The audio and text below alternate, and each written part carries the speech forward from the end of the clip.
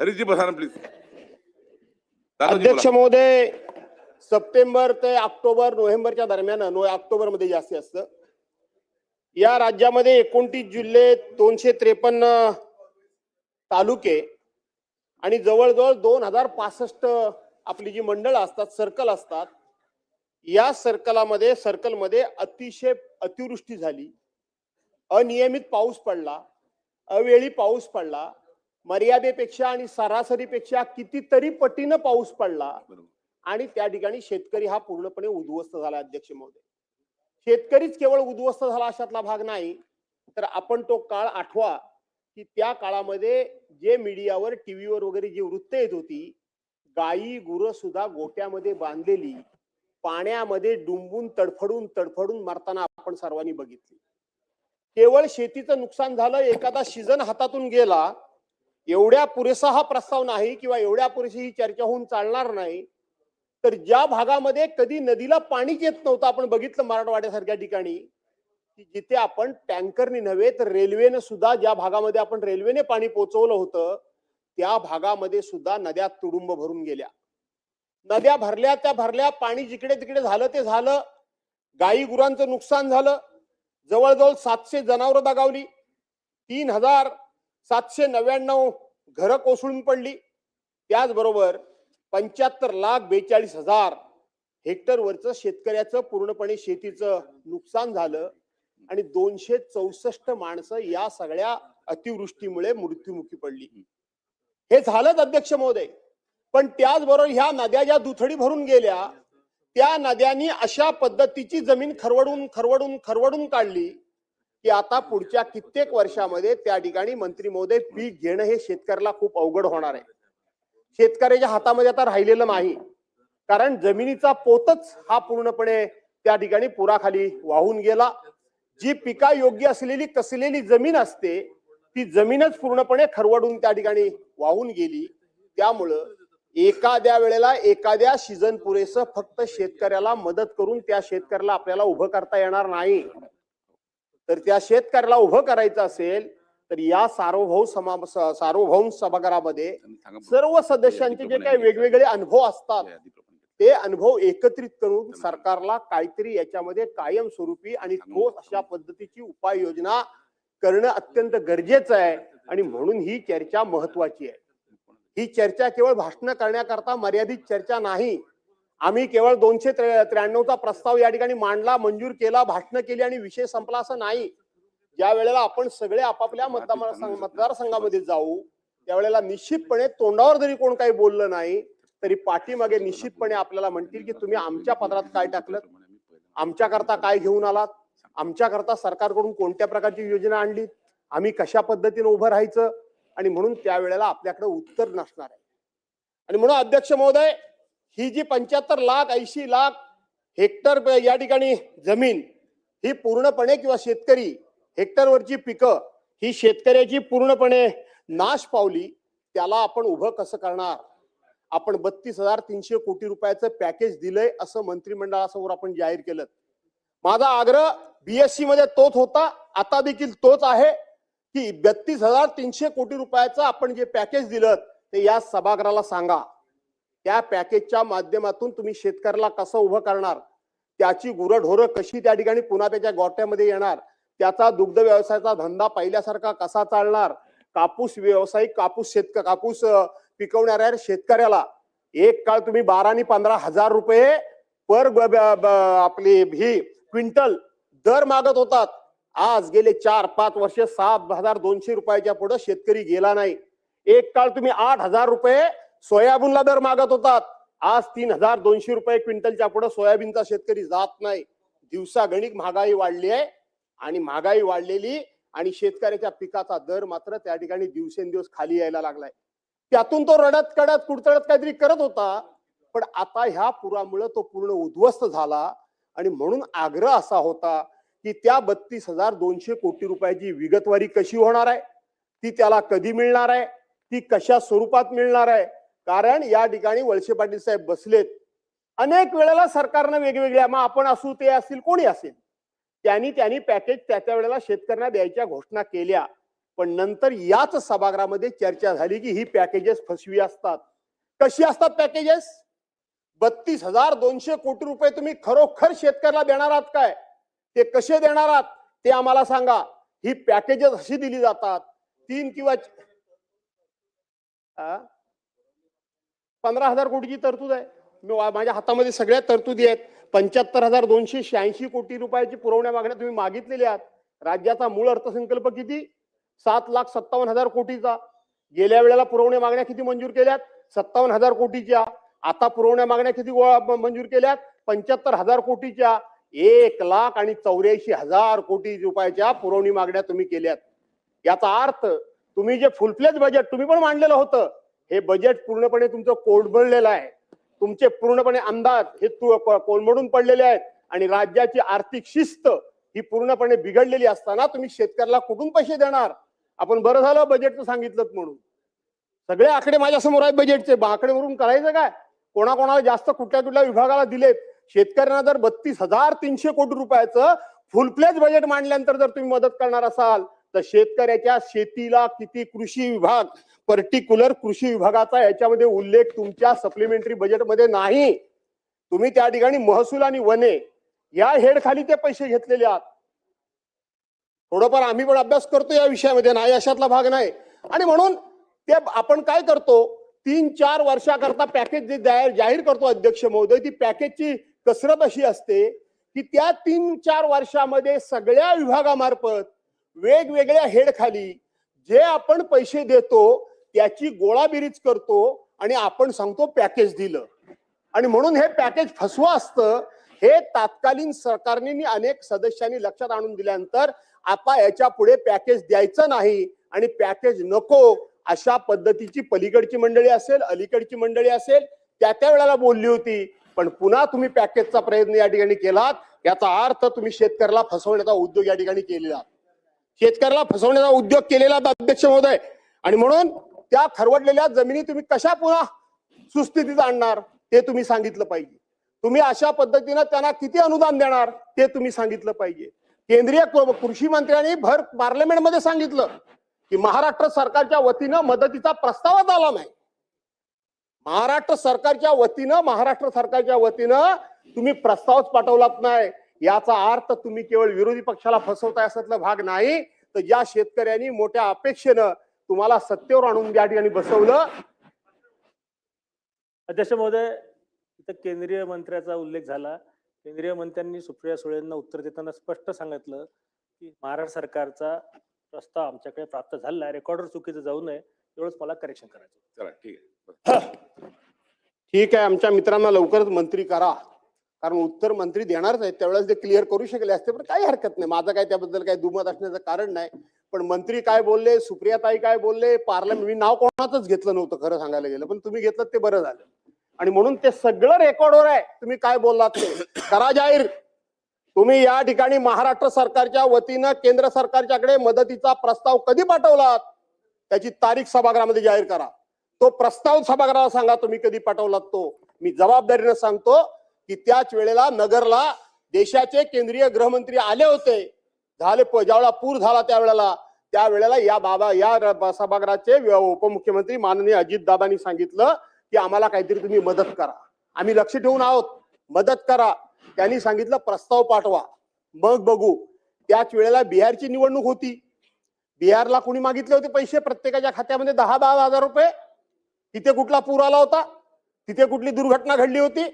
तिथं मात्र न मागता निवडणूक डोळ्यासमोर ठेवून तुम्ही पैसे देता आणि ज्या जनतेने तुम्हाला सरकार दिलं त्यांना मात्र मदत करण्याकरता तुम्ही प्रस्तावाचं नाटक करता, प्रस्तावाचा बहाणा करता, प्रस्ताव पाठवा म्हणून सांगता. तुमच्या डोळ्या देखत एवढी सगळं घडलेली घटना असताना प्रस्ताव काय चाललाय? प्रस्ताव कधी आलं? केंद्रीय कृषी पथक, केंद्रीय पाहणी पथक आलं कधी? किती दिवसानंतर ह्या घटना घडल्यानंतर आलं? आणि ते दिवस आलं की रात्र आलं? हो मंत्री महोदय, पाहणी जी केंद्रीय पथकाने जी केली ती रात्रीची केली, दिवसा का नाही केली? दिवसाही केली का? फक्त तुम्ही जे सांगू शकता तू गेली म्हणून रातोरात पथक आला आणि रातोरात गेलं. त्यांनी कोणत्याही प्रकारची पाहणी केलेली नाही. आणि म्हणून अध्यक्ष महोदय, हा खूप मोठा चर्चेचा विषय आहे. मी फार वेळ या विषयामध्ये घेऊ इच्छित नाही. शेतकरी आज खूप मोठ्या आशेनं या ठिकाणी बसलाय की या नागपूरच्या हिवाळी अधिवेशनातून माध्यमातून विशेष करून विदर्भ, मराठवाडा आणि कोकण किंवा बाकीचा भाग सुद्धा आहेत की आमच्या पदरामध्ये काय पडतंय ते तुम्ही स्पष्टपणे इगतवारीनुसार प्रत्येकाच्या खात्यामध्ये किंवा प्रत्येक माणसाला काय मदत करताय हे तुम्ही सांगितलं पाहिजे. तुम्ही नेहमी काय भाषणामध्ये सांगता की एनडीआरएफचे निकष आम्ही वाढवले. असं नाहीये. हे एनडीआरएफचे निकष ज्या वेळेला 2023 साली कुठंतरी आता सुरुवात झाली आहे. बोला बोला आपण. आणि म्हणून एनडीआरएफचे निकष हे मंत्री महोदय काय आता बदलले अशातला भाग नाही, ते पूर्वी सुद्धा बदललेले होते. परंतु प्रत्येक वेळी आपण एनडीआरएफचे निकष बदलले म्हणून सांगतो. त्या एनडीआरएफचे निकष आता फार जुने झालेले. त्या एनडीआरएफच्या निकषानुसार या ठिकाणी कुठलीही दुर्घटना घडत नाही, एखादी आपत्ती येत नाही, एखादा पाऊस पडत नाही, हे आपण लक्षात घेतलं पाहिजे. पूर्वी ज्या भागामध्ये 65 मिलीमीटर पाऊस पडला तोच फक्त पाऊस धरला जायचा, पण आता 50 मिलीमीटर पर्यंत आपण आलोय. ही चांगलीच गोष्ट आहे. पण त्याचबरोबर सर्कल वाईज ती जी पर्जन्यमापक यंत्रणा असते ती सर्कल वाईज आपण बसवली पाहिजे. कारण ती सर्कल वाईज बसली नाही तर खऱ्या अर्थानं आपल्याला जो रिपोर्ट तयार करायचा आहे तो रिपोर्ट करता येत नाही. आणि म्हणून अध्यक्ष महोदय, ज्या पद्धतीनं कापूस असेल, संत्रा असेल, कांदा असेल, ऊस असेल, त्या ठिकाणी ज्वारी असेल, बाजरी असेल, ह्या कापूस असेल, या फळांचं जसं वाटोळं लागलं, नुकसान झालं, तशाच पद्धतीनं माझ्या कोकणाचं सुद्धा या ठिकाणी खूप मोठं नुकसान झालं. अध्यक्ष महोदय, 12-13 मेला सर्वसाधारणपणे 7 जूनच्या नंतर कोकणामध्ये पाऊस पडतो, पण 12 ते 13 मेला त्या ठिकाणी पाऊस पडला. आणि 12 ते 13 मेला पाऊस इतका पडला आणि त्यानंतर खऱ्या अर्थानं पेरणी करण्याच्या वेळेला पाऊसच गायब झाला. पाऊसच गायब झाला. मी अनेक वेळा सांगितलंय की कोकणामध्ये दुबार पीक शेती नाही अध्यक्ष मोदी. एकच फक्त भात शेती आमच्याकडे होते आणि ती 100% निसर्गावर अवलंबून असते. आम्ही काहीही करू शकत नाही. आणि म्हणून जर योग्य वेळेला पेरणी झाली तर त्याचा रुजावा होतो. त्यापासून लावणी बिणीच्या वेळेला पाऊस पडला तर लावणी वगैरे होऊ शकते. पण जर कधी पाऊस आला, पेरणी झाली आणि जर रुजावा होण्यापूर्वीच जर पाऊस गेला तर केलेली पेरणी ही पूर्णपणे वाया जाते. त्याला सरकारनं मदत करायची ठरवली, पुन्हा बियाणं द्यायचं ठरवलं, खतं द्यायचं ठरवलं, कर्ज द्यायचं ठरवलं, तरी त्याचा काहीही उपयोग होत नाही. कारण पुनर्पेरणी ही कोकणामध्ये होतच नाही. जास्तीत जास्त 80 दिवस, कमीत कमी 80 दिवस आणि जास्तीत जास्त 120 ते 130 दिवसाचं पीक म्हणजे भात पीक आहे. या 80 ते 120-30 दिवसामध्ये हे सगळं घडवून आणणं शेतकऱ्याच्या हाताच्या बाहेरचं होतं. आणि म्हणून कोकणामध्ये त्यावेळेला लावणी सुद्धा उशिरा झाली, पेरणी सुद्धा उशिरा झाली आणि ज्या वेळेला कापणीची वेळ आली त्याच वेळेला पाऊस पडला. कापलेलं भात हे शेतामध्येच त्या ठिकाणी आडवं झालं आणि आडवं झालेलं भात त्याच ठिकाणी रुजलं. जर आम्ही थोडंफार साठवून ठेवलं असेल तर त्याला अडवी किंवा उडवी म्हणतात. काही ठिकाणी उडवी म्हणतात, काही ठिकाणी अडवी म्हणतात. साठवून ठेवतात, त्याच्यामध्ये पाणी गेलं, तिथेही शेतकरी पूर्णपणे उद्ध्वस्त झाला, नागावला गेला. आमच्याकडे कोकणामध्ये ज्या फळबागा आहेत त्या फळबागा सुद्धा योग्य वेळेला योग्य ते हवामान असेल तरच त्याला मोहर येतो. आणि आपल्याला असं वाटतं की कोकणामध्ये सगळे लोक हे सगळे हापूसचा आंबाच खातात, असं नाहीये. ते हापूस आंबा पिकवणारे हे कोकणामधले ठराविकच तालुके आहेत. मी ज्या चिपळूण तालुक्यामध्ये राहतो त्या चिपळूण तालुक्याला कुठेही समुद्र किनारा नाही आणि ज्या ठिकाणी समुद्र किनारा नाही त्या ठिकाणी हापूस आंब्याचं पीक येतच नाही. आलं तरी जेमतेम येतं. आणि म्हणून आपल्याला असं वाटतं की कोकणामधले सगळे जे काही जिल्हे आणि तालुके आहेत ते पूर्णपणे हापूस आंबाच खातात, असं नाहीये. हापूस आंबा हा लोकांनी स्वतःच्या कष्टातून उभा केलाय. सरकारी कर्ज, सरकारी तगाई, सरकारी अनुदान, सरकारी कुठल्याही प्रकारची सूट न घेता स्वतःच्या डोक्यावर पाण्याचे हंडे घेऊन दिवस रात्र राबून सिंधुदुर्ग सारख्या ठिकाणी, देवगड सारख्या तालुक्यामध्ये जिथं मातीच नाही, पूर्णपणे लॅटराइट स्टोन आहे, जांबा दगड आहे, आप्पासाहेब गोगटे वारले. पण त्यांनी खूप मोठ्या प्रमाणामध्ये या ठिकाणी तिथल्या लोकांना समृद्ध केलं. त्या कापळामध्ये, जांभ्या दगडामध्ये खड्डे मारून बाहेरून माती आणून तिथं आपल्या स्वतःच्या कष्टानं, स्वतःच्या घामानं, स्वतःच्या पैशानं त्यांनी तिथे कलम उभी केलेली आहे. त्या ठिकाणी हापूस आंब्याची लागवड केली आहे. त्यातून 2 पैसे मिळतात. कोकणी माणूस समाधानी असतो. तो कधीच कर्ज काढायला तयार नाही. कर्ज काढलं तर तो वेळेवर भरतो, तो बुडवायला तयार नाही. तो कधी एखादा हुक टाकून कोणाची लाईट चोरत नाही. तो 1 पैशाचं सरकारी देणं कोणाचं ठेवत नाही. घरपट्टी असेल, पाणीपट्टी असेल, वेळच्या वेळी भरायची.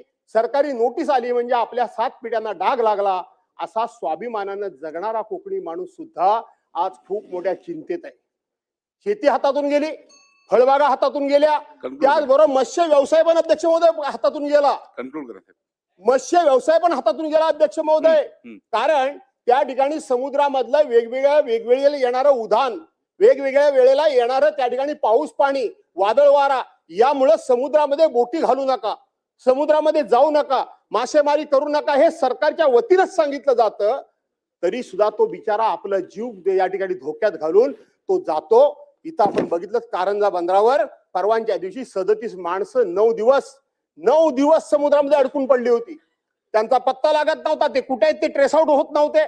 9 दिवस 37 माणसं ही पाण्यामध्ये अडकून पडली होती. तो मत्स्य व्यवसायाचा धंदा सुद्धा आता बंद पडलाय आणि त्याच्यावर आणखीन परत एक आमच्यावर डागणी दिली जाते, दुःखावर आणि आमच्यावर घाला घातला जातोय. जो आमचा कोकणाचा हापूस आंबा, जो आमचा कोकणाचा हापूस आंबा आहे, जो जगाच्या पाठीवर आमच्यासारखा दर्जेदार हापूस आंबा, आमच्यासारखा चविष्ट हापूस आंबा, आमच्यासारखा कलरला उत्कृष्ट असलेला हापूस आंबा, आमच्यासारख्या आंब्याची एकदा का चव घेतल्यानंतर त्या आंब्याची कोणी बरोबरी करू शकत नाही जगाच्या पाठीवर. त्या हापूस आंब्याला 2018 साली GI मानांकन मिळालं. आज त्या हापूस आंब्याचं GI मानांकन काढून घेण्याचा या ठिकाणी डाव खेळला जातोय. GI मानांकन डाव खेळला जातोय. बलसाड आंब्याला हापूस आंब्याचा दर्जा द्या का? कशा करता? काय संबंध त्याचा? आज 400-500 वर्षापूर्वीपासूनचा आमचा आंबा आहे, जे आमचं आहे, जे आमचं फळ आहे, जे आमचं पॅटर्न आहे, जे आम्हालाच असलं पाहिजे, त्याच्यावर घाला घालायचा त्या ठिकाणी कशा करता? कोकण एक तर काय मागत नाही, तुम्ही त्यांना आर्थिक मदत काय करत नाही, केलीत तर तुमची सरकार मदत बुडवत नाही. तुम्ही त्या ठिकाणी कर्ज आम्ही घेत नसल्यामुळे बँकेचं रिशेड्युलिंग केलं तर त्याचा त्याला उपयोग होत नाही का? कशा पद्धतीनं? आज मला परवाच्या दिवशी कोणाची तरी एखाद्या जबाबदार मंत्र्याची मी मुलाखत बघितली, मी नाव या ठिकाणी घेत नाही, त्यांनी सांगितलं काय त्यांनी होणार आहे, काय फरक पडतोय, शेवटी आमच्या हापूसची देवगडची चौथी चव, आमच्या रत्नागिरीची चौथी चव कोणालाच येणार नाही. हे असले नाही, असले तकलादून या अशा प्रकारचे पळकाडू उद्गार मंत्र्यांना शोभत नाहीत का? कशा करता? ज्या वेळेला आपल्या हापूस आंब्याच्या नावावर कर्नाटकचा आंबा मार्केटमध्ये येतो, त्यावेळेला सरकार असेल, आम्ही असेल, आमचे बागायतदार असतील, आमचे फळ विक्रेते असतील, हे तुटून पडतात का? तर आमच्या हापूसचं नाव हे कर्नाटक आंब्याच्या नावाखाली बदनाम होता कामा नये. आणि म्हणून बलसाडला कुठल्याही परिस्थितीमध्ये हापूस आंबा, हापूस हा शब्द देऊ नका अध्यक्ष महोदय, आणि आमच्यावर अन्याय करू नका. तुम्हाला गुजरातला काय द्यायचं असेल ते आणखीन काय ते द्या, काय द्यायचं ते द्या, जमलं तर तुम्ही पण तिकडे जाऊन राहा, काय फरक पडत नाही. परंतु आमचा जो हापूस आंबा आहे, जो आमचा अधिकार आहे, जो आमचा हक्क आहे, जो आमचं पेटंट आहे, त्याला त्या ठिकाणी अध्यक्ष महोदय तशाच पद्धतीने राहू द्या, अशा प्रकारची विनंती करतो. मत्स्य व्यवसायाला आपण शेतीचा दर्जा दिला, मी आभार मानतो, सरकारला धन्यवाद देतो. मी धन्यवाद देतो आमच्या मत्स्य विकास मंत्र्यांना. गेली 10-15 वर्ष या विषयाकरता सातत्याने भांडण्याचं काम, संघर्ष करण्याचं काम, या सभागृहामध्ये चर्चा 1936 साली विधिमंडळ अस्तित्वात आल्यापासून पहिल्यांदा कोकण विकासावर चर्चा घडवणारे कैलासवासी गुरुनाथ कुलकर्णी आणि मी भास्कर जाधव. यापूर्वी कोकणावर कधीही स्वतंत्र चर्चा झाली नव्हती. विलासरावजी देशमुख त्यावेळेला मुख्यमंत्री होते, मी वरच्या सभागृहाचा सदस्य होतो. आम्ही पहिल्यांदा ही चर्चा घडवली, त्यावेळेपासून मी भांडत होतो. आणि आज आमच्याच कोकणातले मत्स्य विकास मंत्री आहेत, त्यांनी जर या ठिकाणी सरकारच्या पाठीमागे लागून इथं आमच्या मत्स्य व्यवसायाला शेतीचा दर्जा दिला असेल तर एक कोकणी माणूस म्हणून मी त्यांचं मनापासून अभिनंदन करतो, मी त्यांना धन्यवाद देतो. पण हे नुसतं डिक्लेअर करून चालणार नाही. खऱ्या अर्थानं मत्स्य शेती म्हणजे तुम्ही त्या मत्स्य व्यावसायिकांना नक्की काय देणार आहात, कशा पद्धतीनं मत्स्य शेतीचा दर्जा दिला, तो दर्जा म्हणजे काय, हे सातत्यानं मी शोधण्याचा डिपार्टमेंटमध्ये प्रयत्न करतोय, पण तो मिळत नाही. आणि म्हणून अध्यक्ष महोदय त्याला पण शेतीचा दर्जा द्या आणि त्या मत्स्य व्यावसायिकांना त्या ठिकाणी वाचवा अशी विनंती करतो. आमच्या बागायती वाचवा, आमचे मत्स्य व्यवसाय वाचवा, आमच्या फळबागा वाचवा, आमची शेती वाचवा आणि त्याचबरोबर विदर्भाला सुद्धा वाचवा, मराठवाड्याला सुद्धा वाचवा, उत्तर महाराष्ट्राला वाचवा, पश्चिम महाराष्ट्राला वाचवा. कारण शेवटी सगळा महाराष्ट्र हा जर समृद्ध होईल तर संपूर्ण महाराष्ट्र समृद्ध होईल. आणि म्हणून या चर्चेच्या माध्यमातून सरकारचं औदासीन्य आहे, सरकारचं दुर्लक्ष आहे, एवढं बोलल्यानंतर सुद्धा एक मंत्र्याच्या पलीकडे कोणी मंत्री आला नाही. आणि म्हणून सरकार लोकांना फसवण्याकरता हा चर्चेचा हा प्रस्ताव येऊ नये, शेतकऱ्यांना न्याय देण्याकरता आलेला असावा, एवढी अपेक्षा करतो. या ठिकाणी थांबतो.